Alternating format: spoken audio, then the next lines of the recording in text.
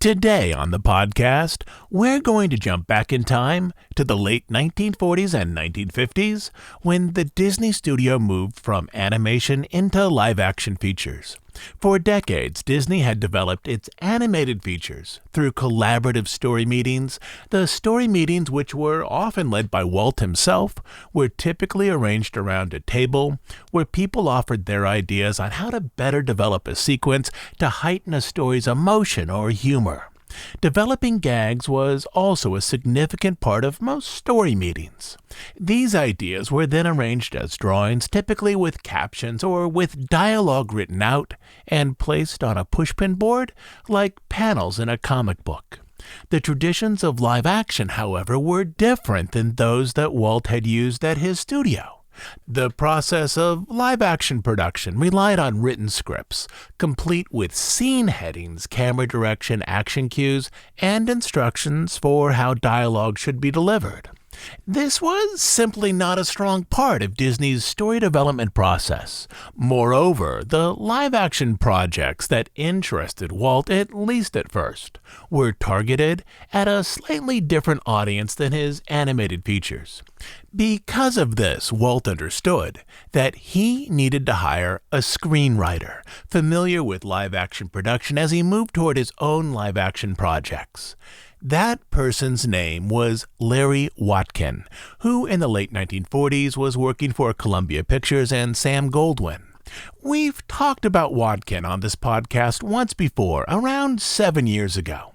But since then, I've pulled together a lot more material and stories about his life and the pictures he worked on for Disney. Years ago, I was contacted by the family of Larry Watkin. His family had a copy of his then unpublished memoir. It was arranged as a dot matrix printout, along with other materials from his career. His memoir was focused on his entire career, not just his time with Disney. In other documents, both published and unpublished, Watkin wrote about his time at Disney. And it's from all of those materials and some other things that today's episode is assembled. I should point out that his family and I worked with a publisher, and his memoir, which is called Larry Watkin, a Memoir, was released 6 years ago. Watkin is one of the forgotten greats of the Disney studio, a person who helped move the direction of the studio from a mid-sized animation operation that produced a feature every 2 or 3 years into a traditional Hollywood studio that presented a wide range of films with multiple feature releases each year. A couple more things before we jump into today's story. It is right now, as I release this, the first Sunday of February, which is typically the slot for our monthly news episode. But as the next Disney earnings call is arranged for later this week, I want to wait until that happens before we sort out all of the news. And there have been a couple of interesting stories so far in the last couple of weeks. Next, last week we finished our series on Disney legend Herb Ryman. I know we have a handful of regular listeners here who have been waiting until the series was finished to listen to it from start to end. It is all done and streaming right now. It's 25 parts, 14 hours, the story of not only Ryman, but how the Disney company developed itself from the 1930s up through the late 1980s. And just for clarity, our series today on Screenwriting with Walt will be just a few episodes, not 25. We should finish it all up this month. And after that, I have a couple more modest-sized series that I want to develop this year before we jump into anything longer. Lastly, and most importantly, I need to thank another round of new Bandcamp subscribers. I can't tell you how important their support is to keep this podcast going. Without them, this podcast would simply cease to exist. I am deeply grateful for each and every person that's supporting us over on Bandcamp, but today, thanks are going out to Kristen, Uncle Donald, JW, Blue Sister, Greg, Sam, Joey, Calvin, and Brad. Thanks again to all of you for supporting this show. And now, let's jump in to today's story.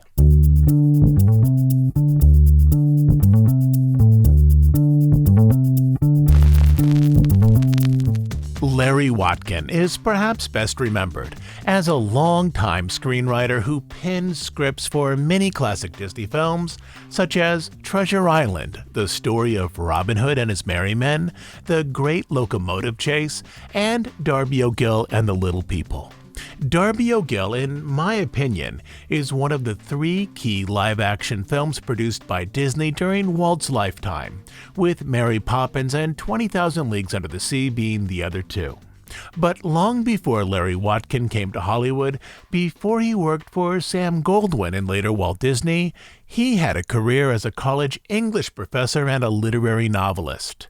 In his early years, he wrote 5 novels, including Marty Markham, the story of a rich boy who finds his humanity at a summer boys' camp. This novel was made into a long-running Disney TV serial, Spin and Marty, a semi-regular segment on the original Mickey Mouse Club. But Watkin's first novel, On Borrowed Time, published in 1937, was his best-known and most celebrated book. On Borrowed Time won a National Book Award, was later made into a Broadway play, was adapted for the big screen, and finally was condensed for TV. The story focuses on an elderly man named Grandpa Northrop, who trapped the mythical figure of Death in an enchanted apple tree. As long as Death was trapped, Grandpa Northrop could continue to live, along with all of humanity. The removal of Death from the world caused endless problems for insurance men and writers of murder mysteries. It forced doctors to rethink their practices. For others, mostly the elderly, it meant endless illness and suffering without the possibility of a final release. Reviewers called the novel thrilling, a rare work that made magical events utterly convincing, a delightful fantasy focused on the meaning of life and the importance of it being understood as a cycle. Not only did On Borrowed Time establish Watkin's career as a novelist, it also brought him a decade later to the Disney studio, where his reputation in Hollywood blossomed as the writer and sometimes producer for a series of successful live-action films. He arrived at the Disney studio during a period of transition in the late 1940s. The early 1940s had been a difficult time for the studio. Some projects, such as the uniquely imagined Fantasia, failed at the box office, while others, such as Pinocchio, barely broke even. In part, these titles saw lower box office totals because parts of the world were closed to American films during the war. But also, other projects, such as Fantasia, didn't connect with viewers as America faced the prospect of entering the global war. These films together left the studio in debt. After the war, Disney faced another financial challenge. The British government, hoping to revive motion picture production in the UK, insisted that 45% of films shown in the UK must be made in England. Moreover, they impounded ticket receipts from American films shown in the UK, requiring those funds earned in the UK be spent there as well. With this, the Disney studio, which had always enjoyed strong international interest in their pictures, looked for ways to overcome these problems. How could they best spend that mountain of money that had accumulated in their British accounts? The solution, as far as Walt was concerned, was to somehow create a picture, or perhaps pictures in England, under the Disney name, using British directors, cameramen, crews, and largely British actors. As the films would be shot in England, far from Walt's daily oversight, he wanted the script or scripts to be drafted at the Burbank studio, hoping that strong pre-production materials would ensure that the finished film held the cinematic values of a Disney project.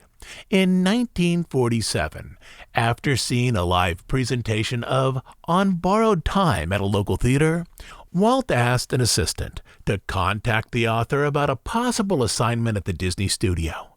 Walt was impressed with the play, particularly how the author had created believable fantasy elements inside of a realistic world.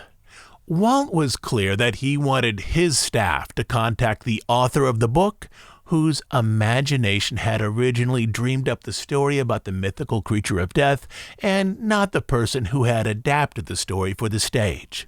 He thought that possibly an author who could place the compelling figure of death beside a fully realized grandfather might also be able to adapt the fantasy stories of Hermione Templeton Cavanaugh into a unified script.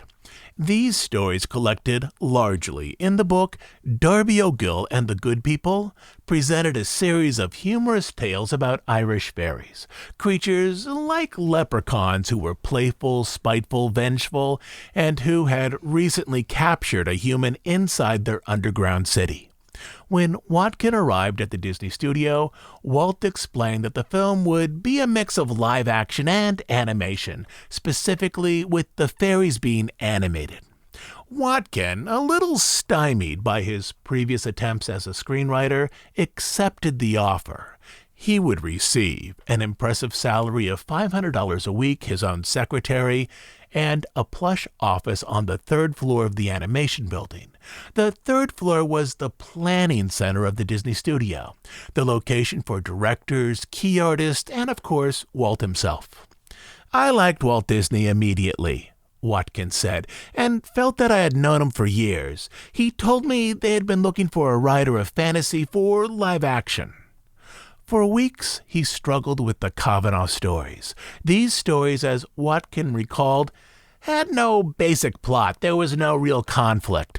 Darby was under no constraint to prove anything. It was all whimsy and amusing set pieces. Some stories were focused on Darby, other on the King of the Fairies, yet others on a banshee.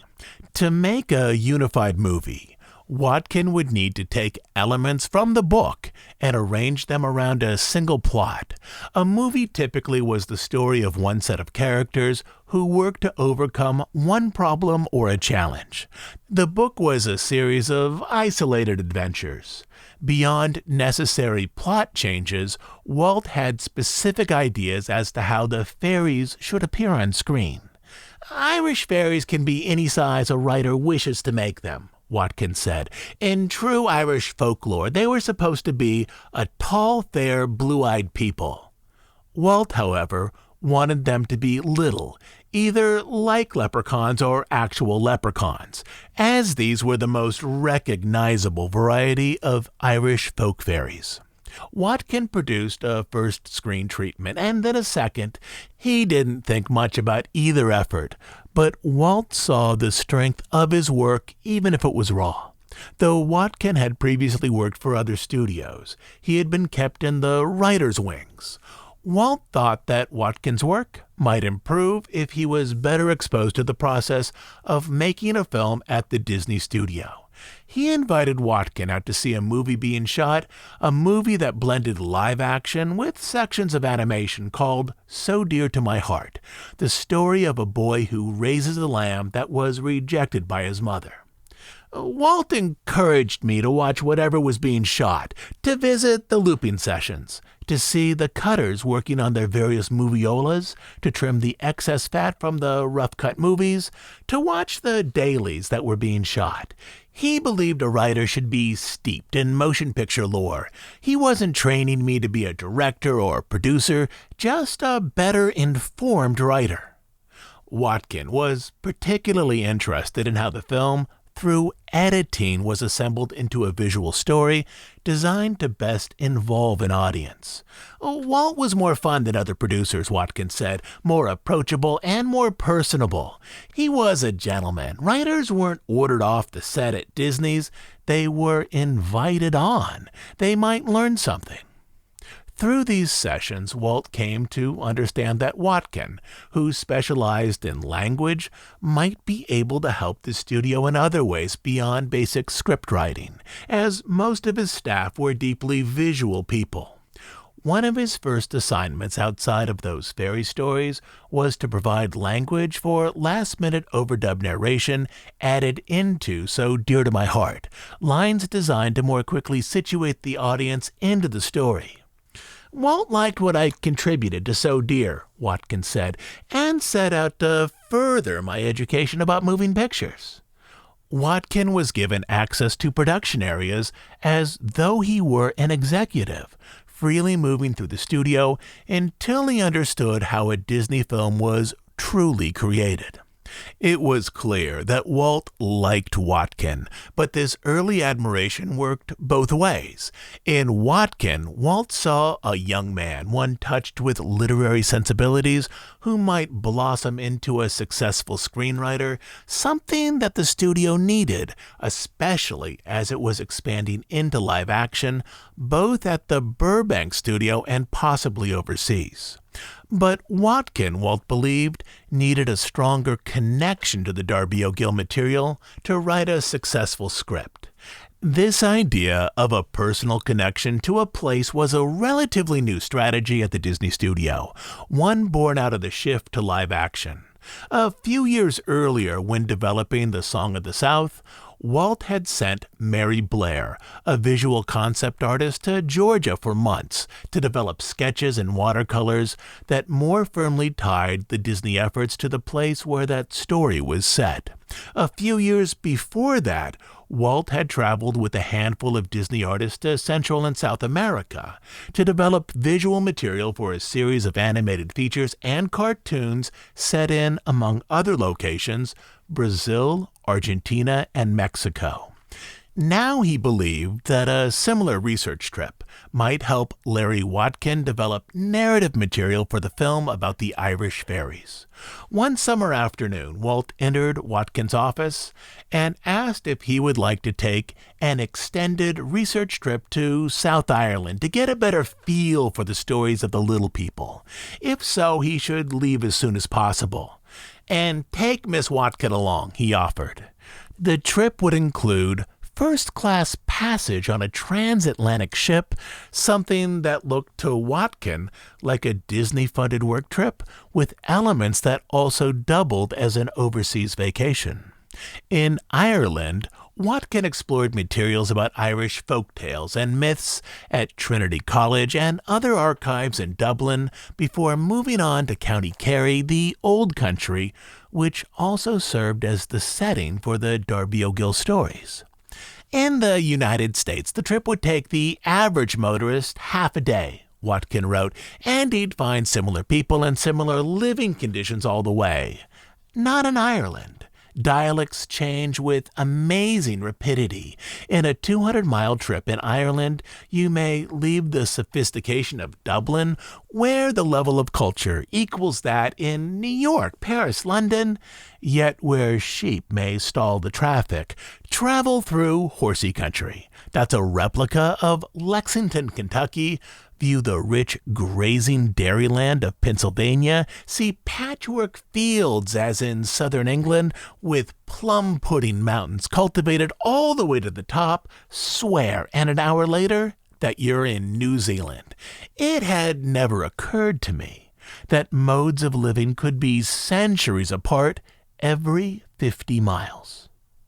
Already this trip had opened an interesting problem for Watkin.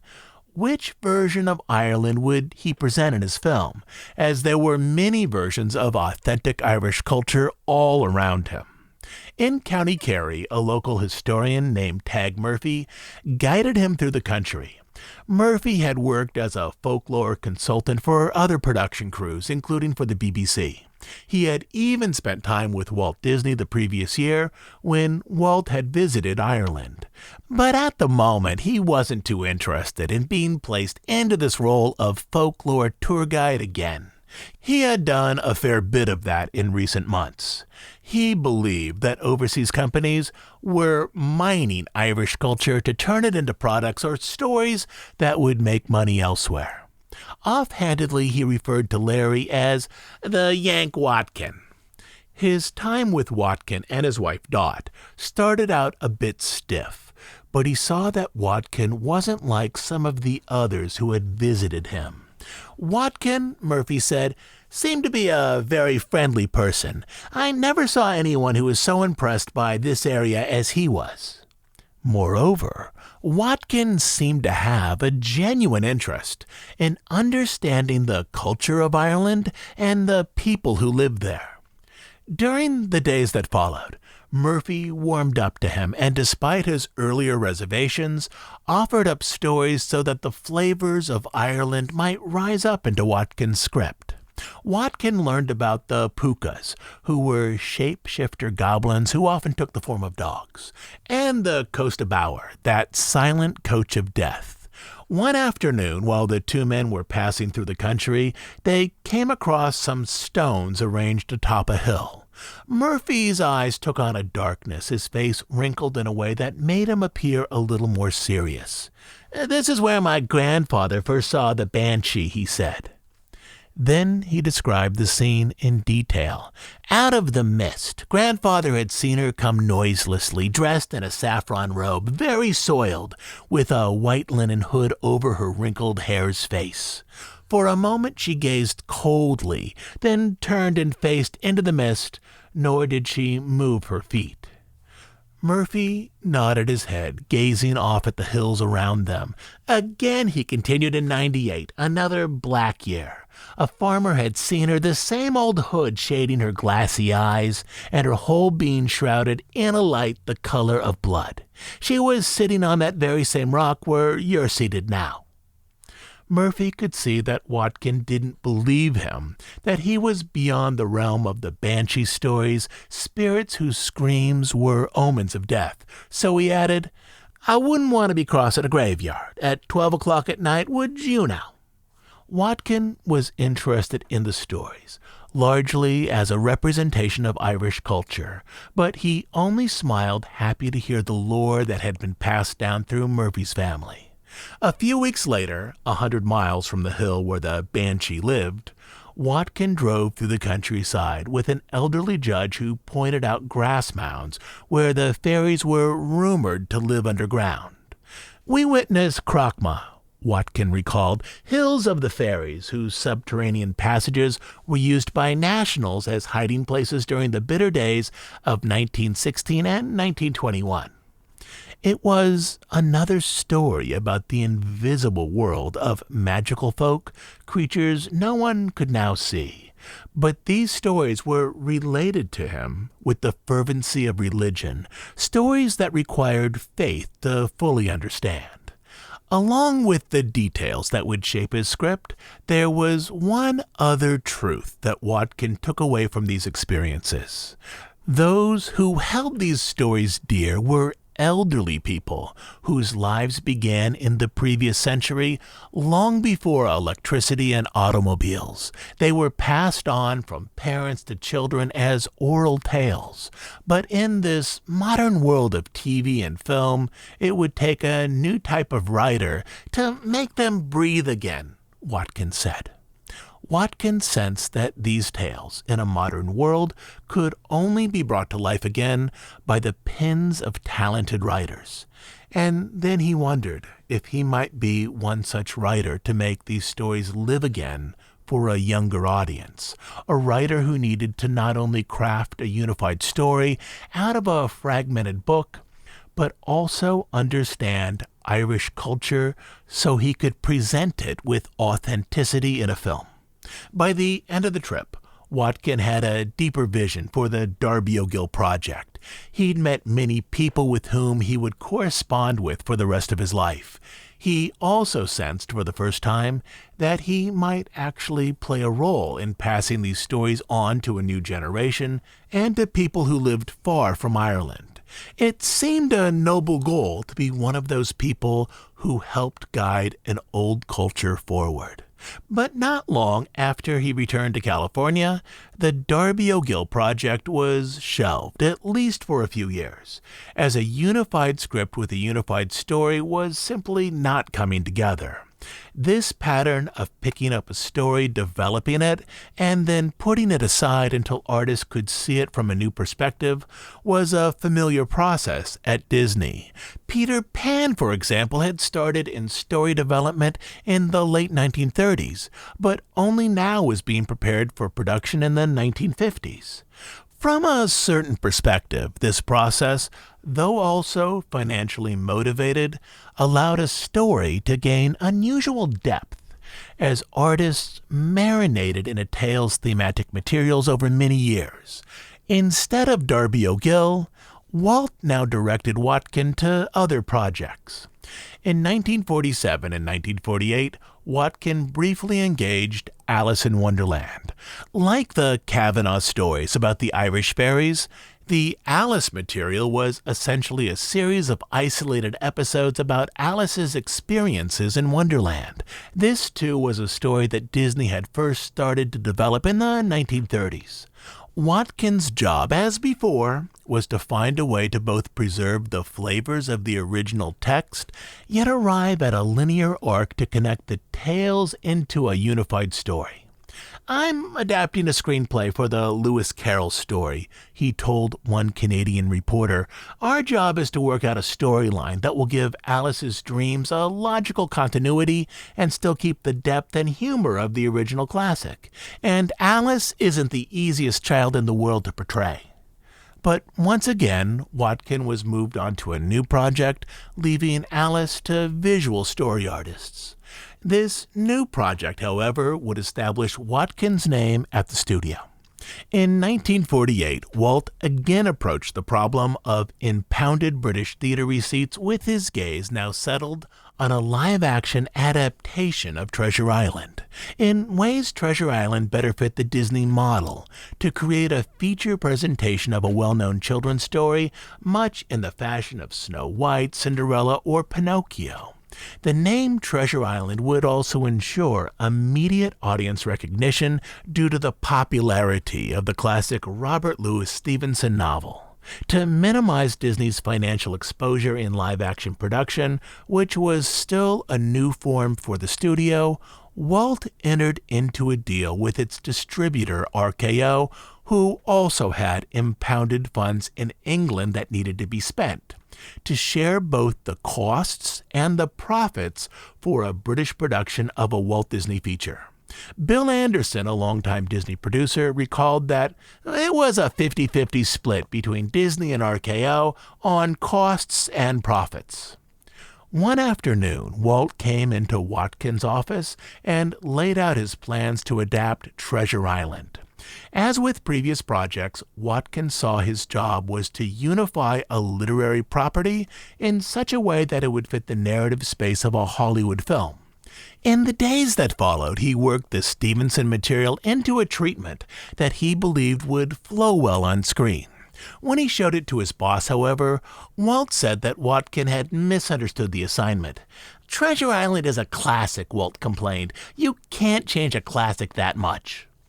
But Watkin argued that the novel, in terms of creating a continuous story on screen, was full of holes and contained some illogical jumps that might be managed in a written narrative with its emphasis on character and voice, but would be problematic in a film with its emphasis on plot and narrative unity. If they adapted the novel scene for scene, the shortcomings in the story would be more obvious on screen, where the audience tended to follow the plot as opposed to a written novel, where an audience tended to follow the characters. If there were noticeable plot holes, Watkin said, people will blame us, not Stevenson.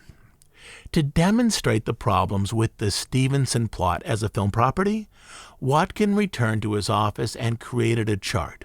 On one side, he listed the plot elements metered out scene by scene from the Stevenson novel.